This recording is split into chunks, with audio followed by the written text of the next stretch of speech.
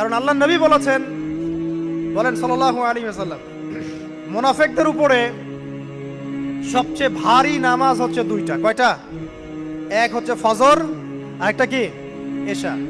তো 5 ওয়াক্ত নামাজ গুরুত্ব দিব, সবচেয়ে বেশি গুরুত্ব দিবেন কিসে?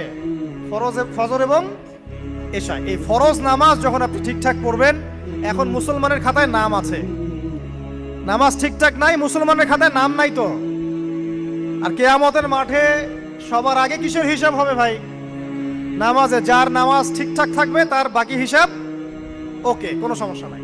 আর যার নামাজ ঠিকঠাক নাই তার বাকি হিসাব ধরা খাবে, খাবে না?